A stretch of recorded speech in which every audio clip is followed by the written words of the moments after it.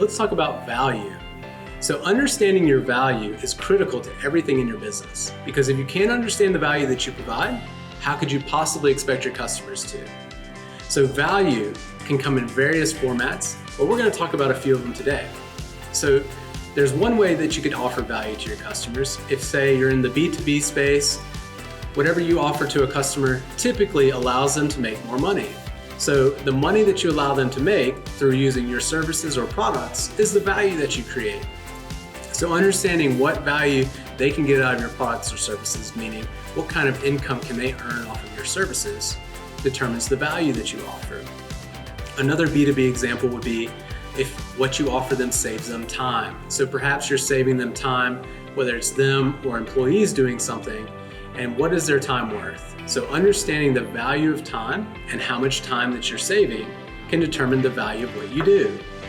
As we move into the business to consumer space, it can become a little bit more difficult to identify, but it becomes more emotional.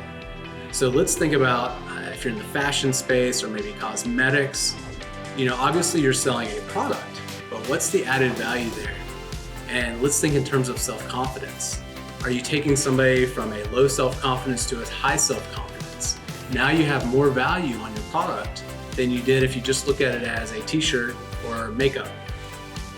Another example would be status. So a lot of people buy high-end luxury goods because they're really buying a status. Let's take Louis Vuitton, for example. How is it possible that Louis Vuitton can sell a handbag for $10,000 when the cost of making the bag is relatively the same as any other leather handbag? Sure, some of the accessories and components of it are more expensive, but it definitely doesn't cost 10, 20, 100 times more than another leather handbag, right? So what are you buying when you buy a Louis Vuitton handbag? Well, you're buying an identity. You want to be associated with a brand of that status, right?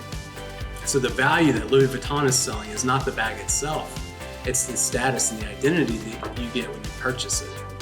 So take a look at your business, take a look at your customers, and understand what is the value that you're providing. What are all the different types of value that a customer gets from engaging with your business? And that'll show you what your value is in the marketplace, and it will help you price accordingly for it as well.